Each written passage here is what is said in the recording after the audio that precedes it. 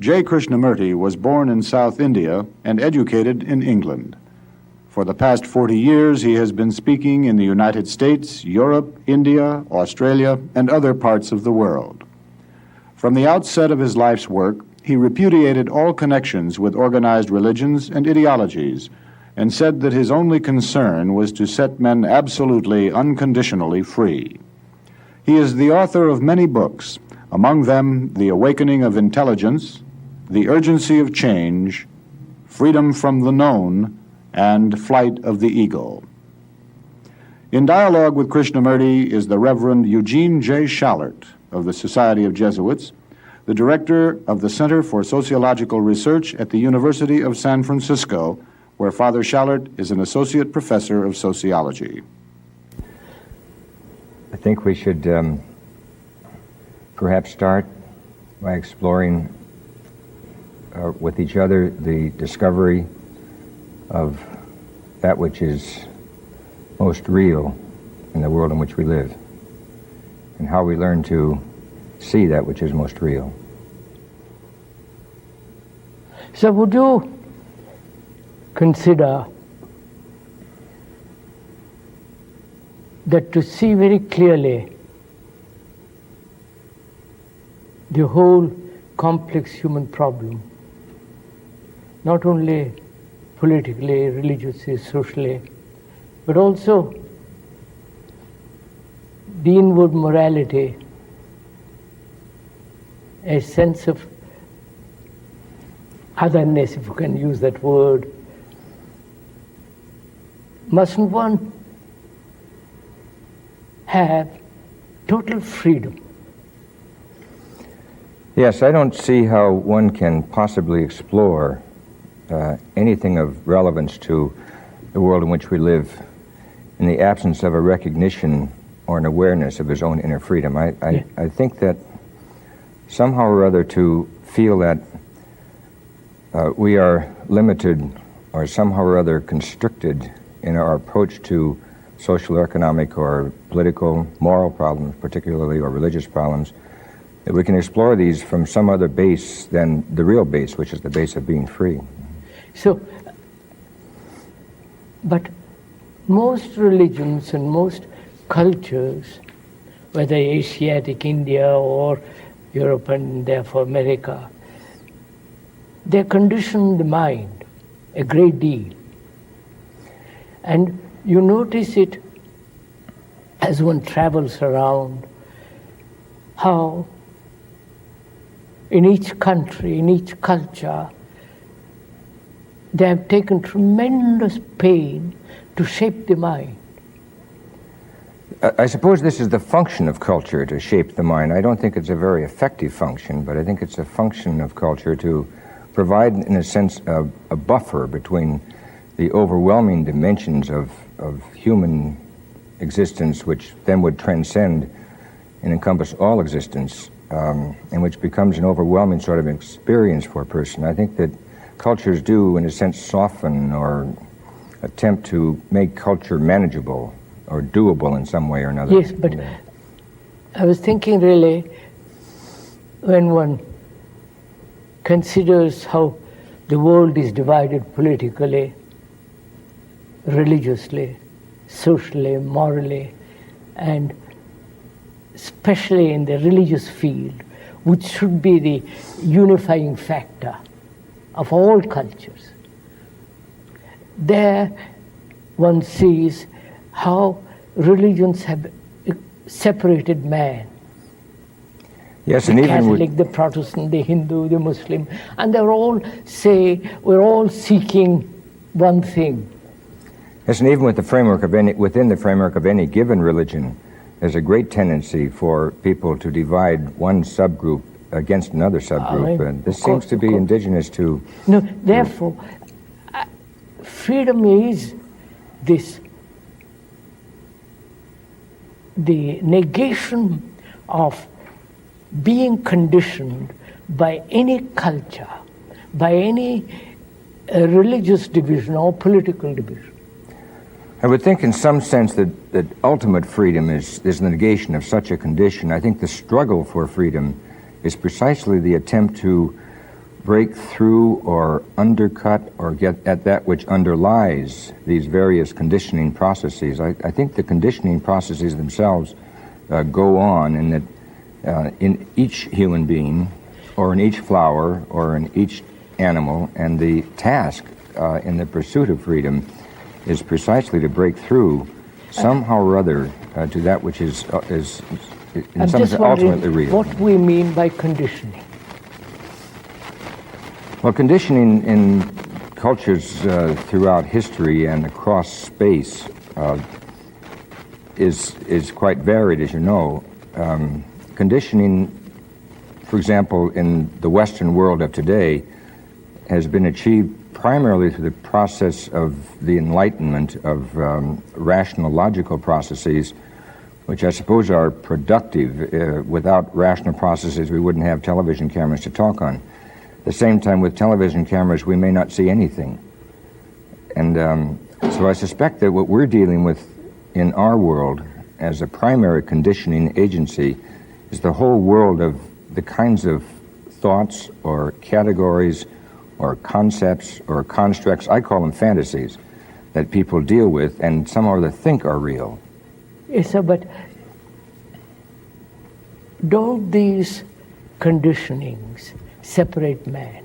Unquestionably, yes. They separate man both within himself and outwardly and outwardly, yes. So, if we are concerned with peace, with ending war, with living in a world in which this terrible violence, this separation, the brutality and all the rest of it is to end, it seems to me that the function of any serious religious man, because I feel a religion is the only factor that unifies man. Yes. Not politics, economics, and all the rest of it, but the religious factor. And instead of bringing man together, religions have separated man. I'm not sure that that's quite right. I think that religion has been defined by cultures as a unifying force between men. There's not an awful lot of evidence in history that it's ever achieved this particular function. No. This may also be a function of the limiting dimensions of any given religion, or the inability of religious people to, in some way or another, transcend their own religious concepts or their own religious legends or myths or dogmas, whatever you want to call them. And I think that there is, in fact, a deeper base for unity. One can't get to the deeper unless one is free from the outer. My mind won't go very, very deeply unless there's a freedom from belief, from dogma. I think that's true in a sense. I think that there must be within man a sense, consciousness, experience, something, a sense of his own inner freedom before he can be appropriately religious, before he can allow religious categories as analytical categories to have any meaning for him. I think that some other he must be human and free before he can ever think of being religious. And I think what's happened is just the opposite. Yes, yes. Therefore, we are seeing what the world is now, actually, not conceptually, but the actual fact of separation, wars, the terrible violence that is pervading the world right through. I feel it is the religious mind that can bring real unity to human beings.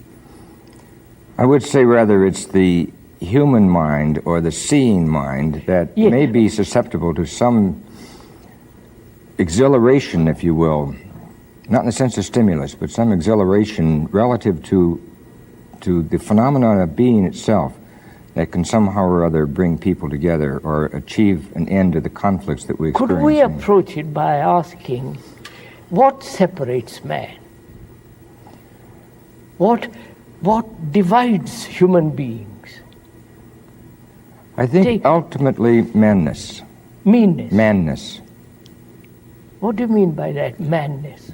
I think what I mean by that is our tendency to think about ourselves as man or human rather than as being separates us from the world in which we live, from the tree, the flower, the sunset, the sea, the lake, the river, the animal, the bird, the fish, and each other ultimately. That is from each other. Yes. Ultimately, it's from each other. From each other. And that is given strength by or through these separative religions. I want to get at something, sir, which is reality or truth to be approached through any particular religion? Or is it approachable or perceivable only when the organized religious belief and propaganda, dogma, or conceptual way of living completely goes? I'm not so sure it's appropriate to say that it should completely go for a lot of other reasons that are posterior to the phenomenon of being human in the first place, or being simply in the first place. I think that if we're going to get at the question of truth, which I think is the question of understanding or seeing, we have to somehow, first of all, get at the question of being and the whole inner dynamics and evolutionary characters of being. I think if we can't get at that level in the beginning, that somehow that we really won't get at whatever value the teachings of the various religions offer men. If those teachings are not relevant to existence, to being, to seeing, to understanding, to loving, or to an end of conflict in a negative sense, then somehow those teachings are really not relevant for man. They're unimportant. I agree, but the fact remains, sir, just look at it. The fact remains, if one is born a Hindu or a Muslim and is conditioned by that, in that culture, in that behavioral pattern, and conditioned by a series of beliefs, imposed, carefully cultivated by the various religious orders, sanctions, books, and all the rest of it. And another is conditioned by Christianity. There is no meaning for it, except conceptually. Krishnaji, do you mean that in order for a man to be free simply, he will somehow or other have to rid himself of whatever religious, and particularly religious, but also political and cultural and social doctrines or dogmas or myths that have been associated with himself as a religious person? Right. Because you see, after all, what is important in living is unity, harmony between human beings. That can only come about if there is harmony in each one. And that harmony is not possible if there is any form of division inside and outside, externally or internally. Externally, if there is political division, geographical division, national division, obviously there must be conflict. And if there is inward division, obviously it must breed in great conflict, which expresses itself in violence, brutality, aggression, and all the rest of it. So human beings are brought up in this way. A Hindu, a Muslim are at each other all the time. Or the Arab and the Jew, or the American, the Russian. You follow this outwardly. I think what we are dealing with here is not so much the imposition of harmony on the human being from without. or the imposition of disharmony on the human being from another. I think that my hands are perfectly harmonious with each other. My fingers move together and my eyes move with my hands. I think that there may be conflict in my mind or between my mind and my feelings insofar as I have internalized certain concepts or ideas which then are in conflict. That's right. That's right. What I must discover if I am to be free is that there is, in fact, harmony within me. And I think if I am to be one with you, I must somehow or other discover from my hand, tell me what it's like to be a part of something, because my hand is already harmoniously existing with my arm and with my body and with you. But then my mind sets up these strange dualities. So that's the problem, sir. Are these dualities created artificially, first of all? Because you are a Protestant, I'm a Catholic, or I'm a communist and you are a capitalist. Are they created artificially? Because each society has its own vested interests. Each group has its own particular form of security. Or is the division created in oneself by the me and the not me?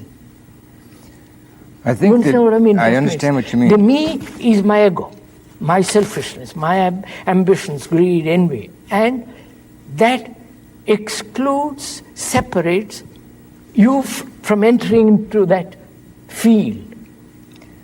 I think that really the more one is conscious of his selfishness, his greed, his ambition, or on the other side of the fence, his security, or even his peace in a superficial sense, the more unconscious he is of the inner self, who is in fact already one with you. However much I may be unaware of that. Just a minute, sir. That becomes a dangerous thing, because the Hindus have maintained, as most religions have maintained, that in you there is harmony, there is God, there is reality in you. And all that you have to do is peel off the layers of corruption, the layers of hypocrisy, the layers of stupidity, and gradually come to that point where you are established in harmony, because you have already got it. I think that the Hindus don't have a monopoly on that particular way of thinking. I don't We say Catholics that. have the same problem. Same problem, and, of course. I think that what we're confronted with a discovery, with the discovery of seeing, of understanding, of loving, of trusting, all these primary sorts of words. We're confronted with the discovering of these things. And peeling back layers, I do not think is the way of discovering them. I think rather, whether it be layers of corruption, of goodness or evil, whatever, that is not the way of discovering them. One does not abstract from or pretend away his sense of evil within himself in order to find himself. What is required, it seems to me, is a penetrating, empathetic, open, free mind. Yes, sir, but how does one come to it? How does one, with all the mischief that one is brought up in or one lives in, is it possible to put all that aside and without effort? Because the moment there is effort, there is distortion. I'm sure that is true. Without effort, that is activity, behavior, too much conversation, but certainly not without the expenditure of enormous amounts of energy. That energy can only come if there is no effort. Precisely, they can only come in the absence of If there is no friction, then you have abundance of energy. Precisely. Friction destroys some other energy. It dissipates energy. Friction exists when there is separation. Right. Between what is right and what is wrong. Between what is called evil and what is called good. If I am trying to be good, then I create friction. So the problem is really how to have this abundance of energy which will come without any conflict, and that one needs the tremendous energy to discover what truth is. Or goodness is. Well, I think that if we deal with goodness in the sense that you used it there, one tries to be good, we're dealing with codes, with law. I don't mean that. Goodness, moral goodness in some sense. Goodness only flowers in freedom. It doesn't flower within the law of any religious sanctions or any religious beliefs. Or political or economic. Of course. There's no question about that. So I think then if we're going to discover the inner meaning of freedom, we somehow there have to, and of goodness and of being, we have to say to ourselves, the reason we have not discovered this, or one of the reasons why we have not discovered this, is because we have within ourselves this strange tendency to start with the surface of things and never to end. Yes, we stop there where we started. So could we come to this? Suppose you and I know nothing. No religion. We have no conceptual knowledge. No conceptual idea at all. I have no belief, no dogma, nothing. And I want to find out how to live rightly. How to be good. Not how to be good. Be good. To be good, yes. Now, to do that, I have to inquire. I have to observe. Right? I can only observe. Observation is only possible when there is no division. Observation is that which eliminates the divisions. Yeah. When the mind is capable of observing without division, then I perceive. Then there is perception. It's in any scene that takes place that is more than conceptual or categorical scene or observing constructs, mental constructs, in any scene that takes place, a truth is encountered, and being and truth and goodness are all the same thing. Of course. So the question then is, why do I have to think about truth as though it were associated with the logical consistency of categories, rather than think about truth as though it were associated with my being itself?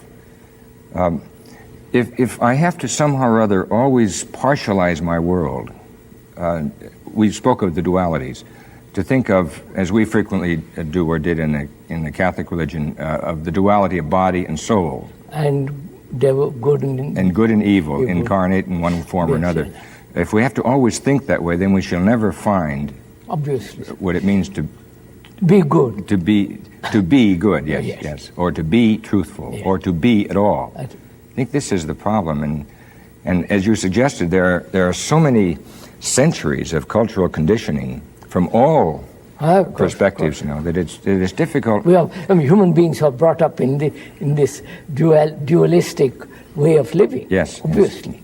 Yes. And maybe we could do this better if we could not consider the obvious dualities of good and evil, of the sacred and the profane, of right and wrong, of truth and falsehood.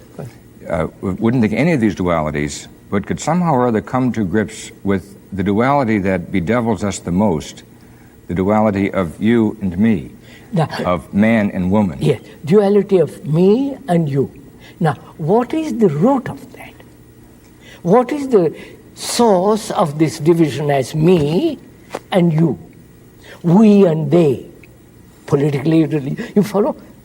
There cannot be any source of this in us because we are one. Like the fingers of my hand are one. We're not aware of it. No, I know. When you say we are one, that is an assumption. I don't know. I'm one, actually, The division exists, and only when the division ceases, then I can say, I don't have to say I am one. There is a unity. When you say I am, you are saying I am one. Or adding one is redundant to that's I am. why I want to go a little bit into this, because there is only, as human beings live, there is me and you. My God and your God. My country and your country. My doctrine. This me and you, me and you.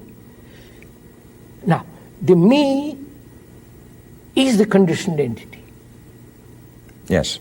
The me is the conditioned entity. No, let's go step by step. The me is my condition, is the conditioned entity. The conditioned entity brought about, nurtured through the culture, through society, through religion, through conceptual, ideological living.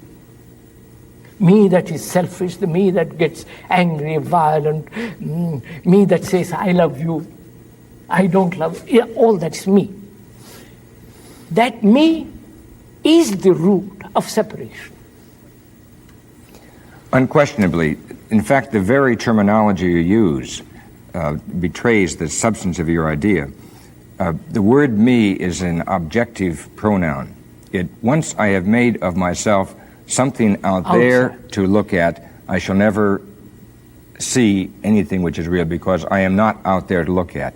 Once I make freedom something out there to pursue, then I shall never achieve freedom. Of course. Once I make freedom something out there that someone will give me, then I shall never achieve all freedom. authority, all that can be pushed aside. Yes. There is me and you. As long as this division exists, there must be conflict between you and me. Unquestionably. And there is not only conflict between you and me, but there is conflict within me. Once you've objectified yourself, there must be conflict within you. So I want to find out whether this me can end, so that me end. That's not good enough to say, not so that. Yes, because there is obviously no so that if the me ends. Yes. Now, the me, is it possible to completely empty the mind of the me? Not only at the conscious level, but deep, at the deep unconscious roots of one's being.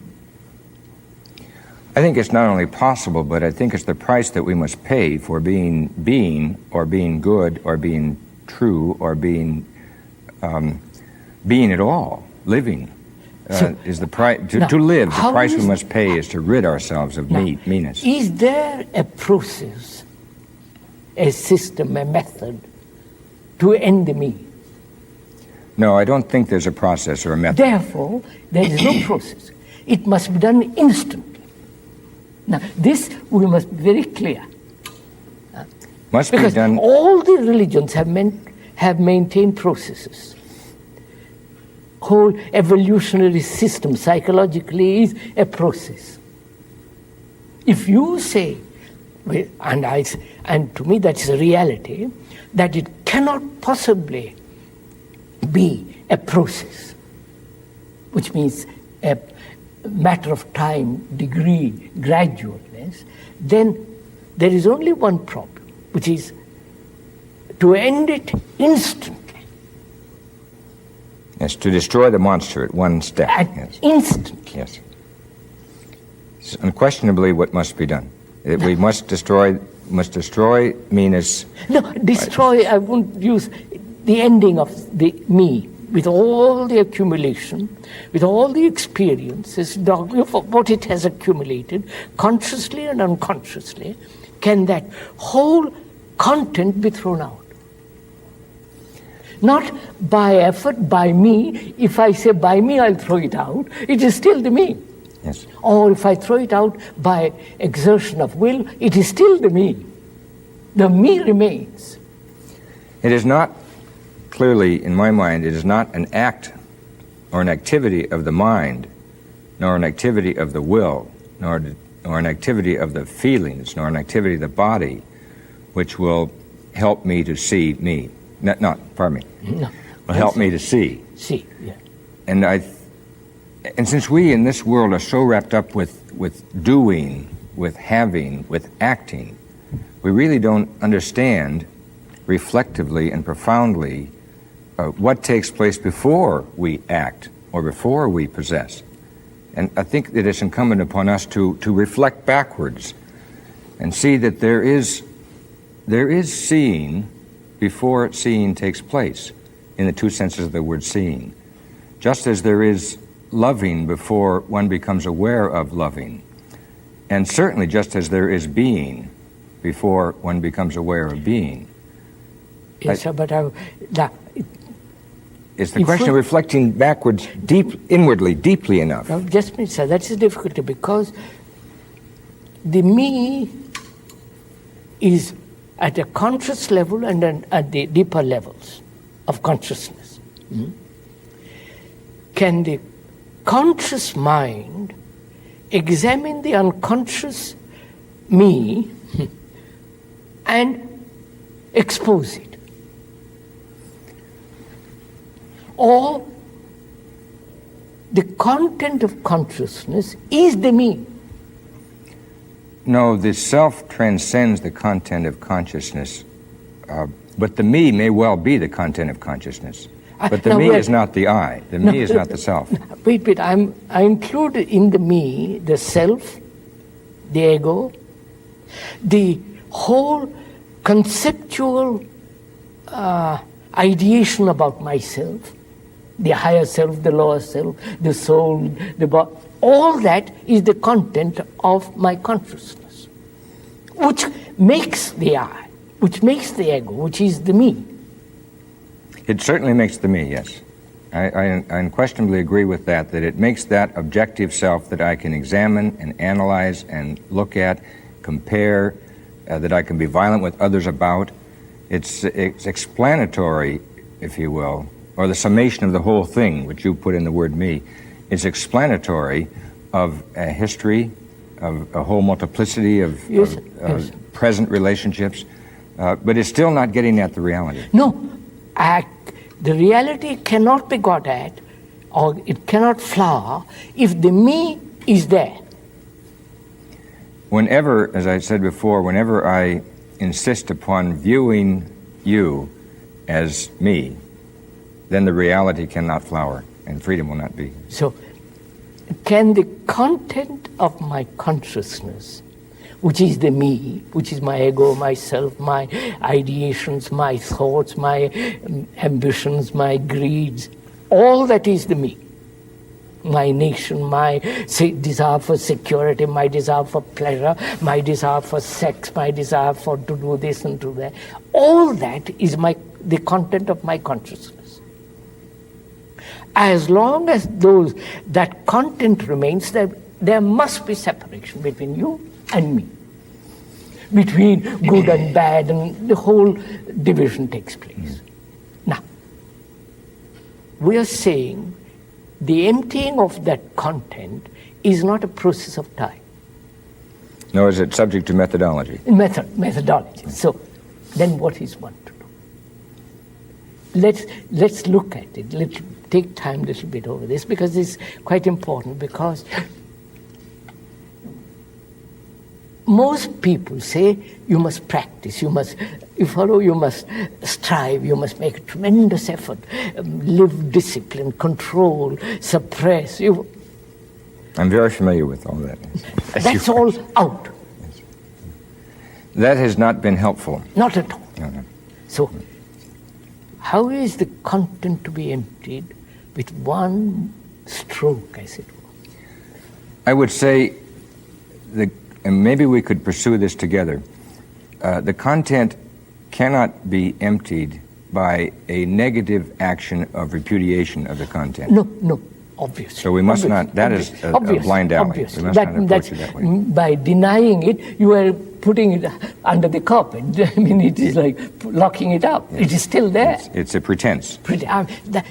That just, one has to see this.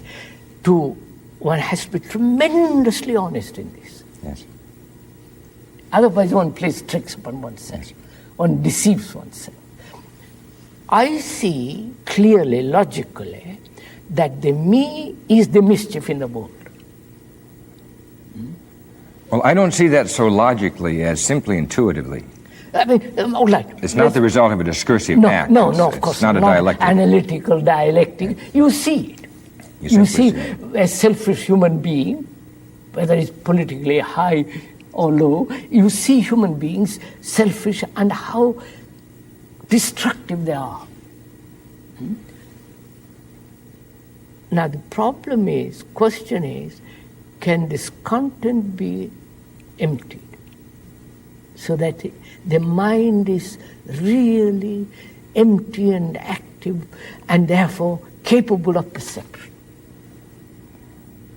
Probably the content cannot be simply emptied. I think that the content can be put in a perspective or can be seen for its inadequacy or its inappropriateness by a very energetic act of simply seeing. That's what I said in the beginning, that so long as I look at the truths of any given religion, I am not finding truth itself. And the way I discover the relative value of the truths of any given religion is precisely by seeing truth itself, in itself, not as an object. No, I cannot, the mind cannot perceive the truth if there is division. That I must stick to you. Once you have division of any kind, that's finished. Then you're in the categorical level, and then you will not see. Therefore, my question is, whether the mind can empty its content? Well, this is really, you follow the... I follow what you're saying, and I think you are devising a new methodology. No, I'm not devising a method. I don't believe in methods. I think it's the most mechanical, destructive things. But then you, after having said that, then you come back and say, but if the mind is if the self is really to see, it must empty itself of content. Isn't this a method? No. But why, sir, is it not a method? I'll show you, sir. It's not a method because we said, as long as there is division, there must be conflict. That is so, politically, religiously. And we say division exists because of the me. Me is the content of my consciousness. And that the emptying of the mind brings unity. I see this not logically, but as fact, not conceptually. I see this in the world taking place. And you say, how absurd, how cruel all this is. And the perception of that empties the mind. The very perceiving is the act of emptying. What you're suggesting is that the perception of the inappropriateness of the content of consciousness or of the me, the perception of that, the inadequacy of this, or the truthlessness of the me, is in itself the discovery of being. That's right. I think we should pursue that. We should.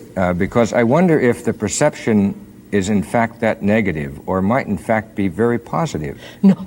That it's rather in the simple seeing of the being of things, and it wouldn't have to be me or you in the objective sense. It could be this table or my hand or whatever, that I discover the inadequacy of such things as the content of consciousness or these objective sorts of things like me or you in the objective sense. So it may be a rather profound display of intellectual or rather personal energy that simply makes itself by reason of the display visible to me.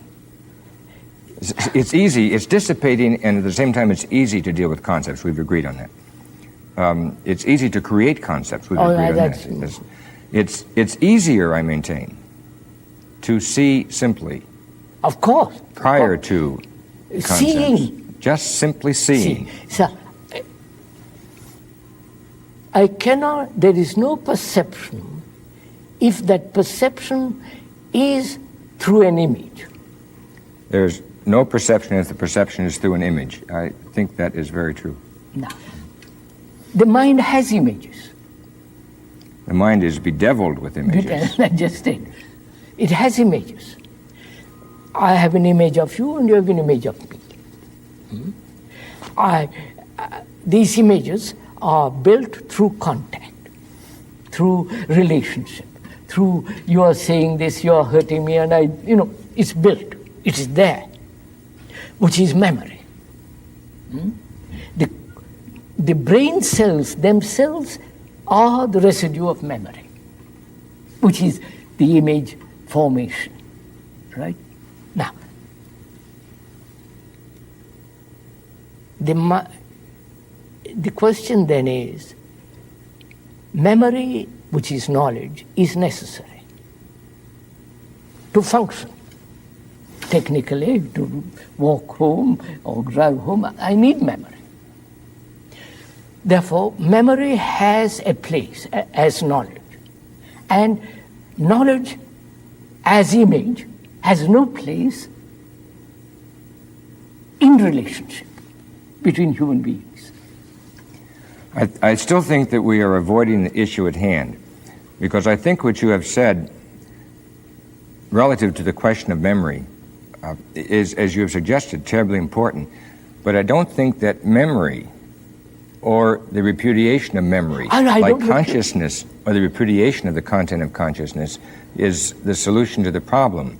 I think what we have to do is say, how is it, Krishnaji, that you, and I'm not talking methodology now, but I know that you have seen, how is it that you saw or that you see? And don't tell me what you eliminated in order to describe to me what I saw. How you You simply see.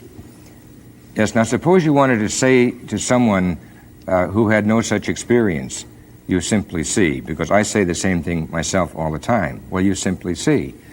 And people say, you simply see how? And we must somehow or other, if we are to be teachers, deal with yes, this. Let me take you by the hand and I will show you how to see. I'll show you. I think that's fairly simple.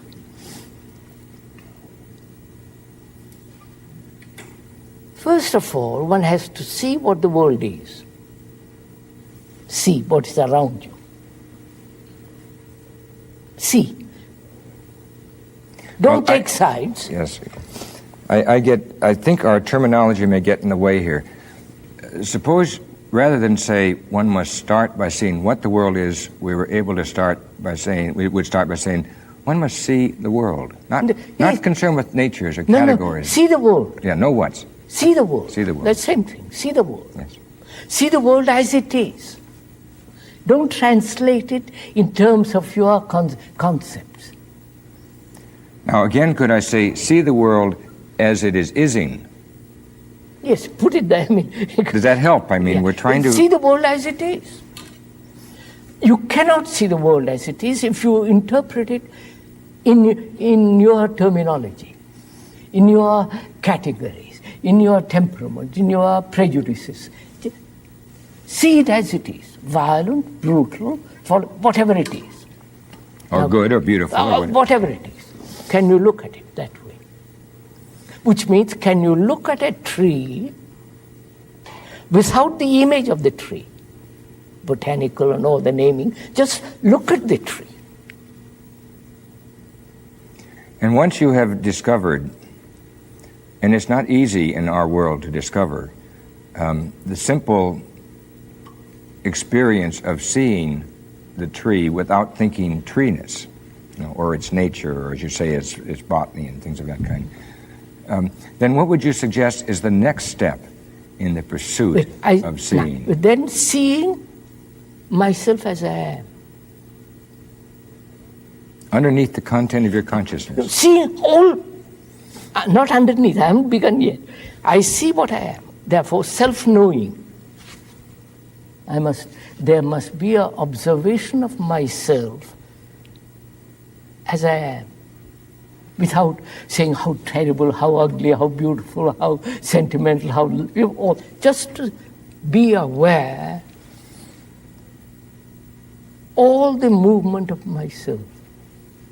conscious as well as unconscious. I begin with the tree, not process. I see that. And I must see this way myself. The hypocrisy, the tricks I play, the whole of that watchfulness, without any choice, just watch. Know myself, knowing myself all the time. But in a non-analytical fashion. That's there, of course. Therefore, but the mind is trained to be analytical. So I have to pursue that. Why am I analytical? Watch it. What we being analytical? Seeing the futility of it. It takes time, analysis, and you can never really analyze, whether by a professional or by yourself. So see the futility of it, the absurdity of it, the danger of it. So what are you doing? You are seeing things as they are. Actually, what is taking place. My tendency would be to say that when we discuss this, we may use these words like seeing the self in its fullness with all of its negative and positive polarities. Yes. Seeing the self in its fullness and then realizing the futility of analytically looking at certain dimensions of the self and then saying, but I still must see. Of course. Because at this point I have not yet seen. As all I've seen are the analytical categories I've used to take myself apart somehow or other in little pieces. That's why I say, can you look at the tree without the knowledge? Without the prior conditioning. Prior conditioning. Can you look? Can you look at a flower and without any word? I can see how one must somehow or other be able to look at the self. I must be able to look at you, Krishnamurti, and not use the word Krishnamurti. Otherwise, I will not see you. That's right. This is true. That's right. Yes. Now, after I have learned through thinking to say somehow or other, I must see you and not even use the word. Then the word, the form, the image, the content of that image, and all the rest of it. Yes. Whatever the word denotes, I must not use. So that requires tremendous watchfulness. Yes. It requires... watchfulness in the sense, not correction. Not saying I must or must not. Watching. When you use the word watching, and I think again because we are teaching, we must be careful of our words. Being aware, what it doesn't matter what word uses. Watching has the connotation of observation, and observation has the connotation of putting something out there to look at under a microscope, as a scientist would do. And I think this is what we don't want to teach. No, of course. Of course. So now if you could use again, Krishnaji, the word watching... Instead of watching, being aware. Choicelessly aware. Choicelessly aware. Fine. All right. Right. Now this we must do. Yeah. Choicelessly aware of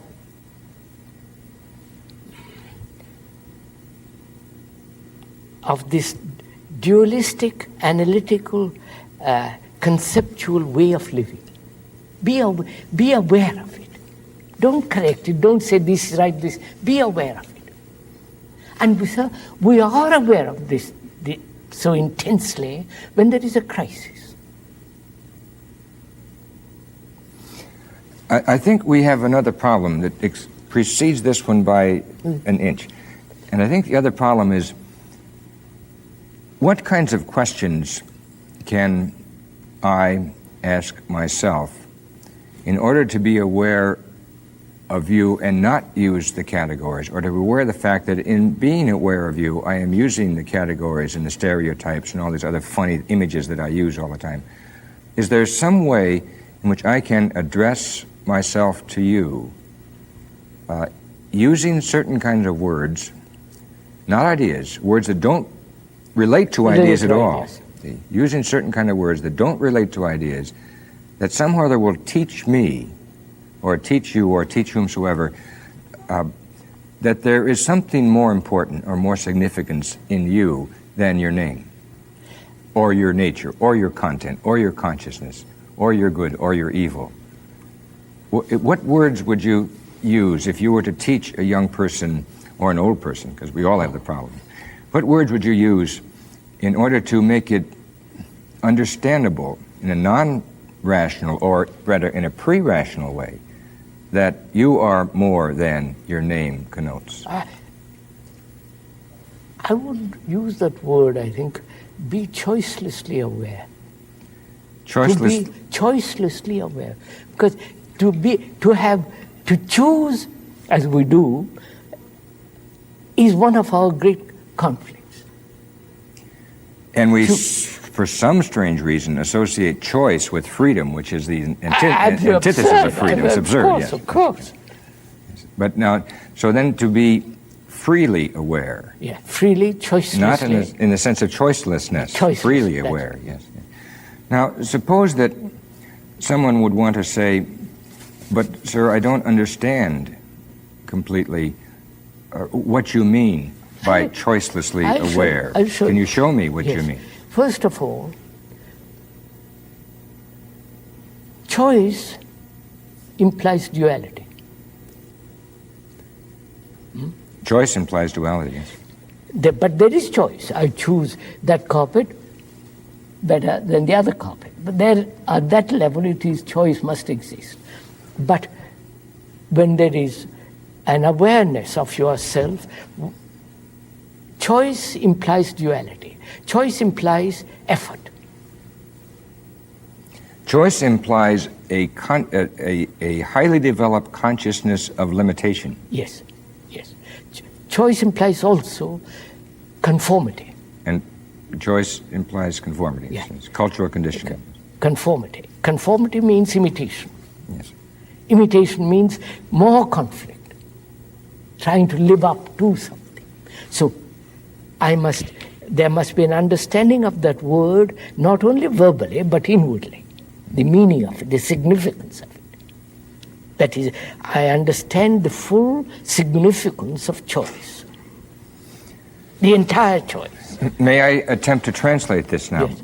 Would you say that choiceless awareness means that I am somehow or other conscious of your presence to the within of me, and I don't need the choice? The choice is irrelevant. The choice is abstract. The choice has to do with the categories.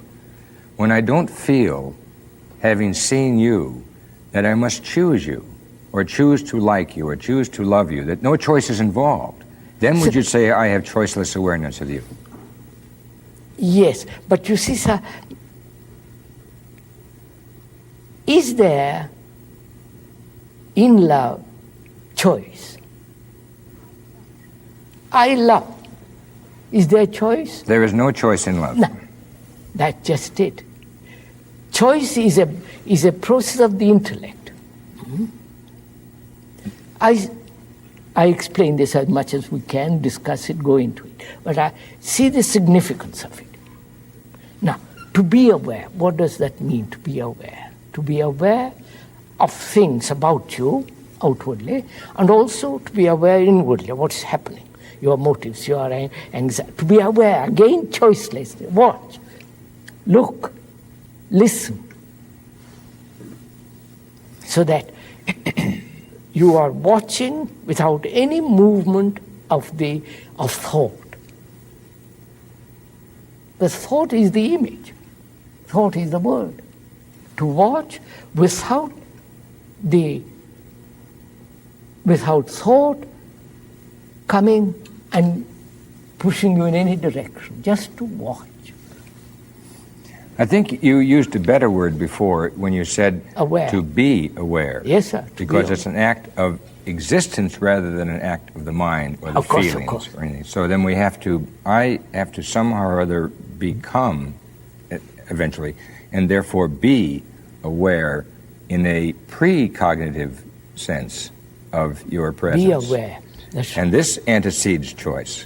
Yes. And it makes choice unnecessary. There's no choice. Be aware. No choice. There's no Yes. choice. Be aware. Choiceless awareness is From there, there is an awareness of the me. Awareness, how hypocritical, how, the whole of the movement of the me and the you. But sir, you're moving backwards now. I know. I moved so that we relate it to, so that there is this quality of mind that is free from the me, and therefore no separation. I don't say we are one, but we discover the unity as a living thing, not a conceptual thing, when there is this sense of choiceless attention. Yes.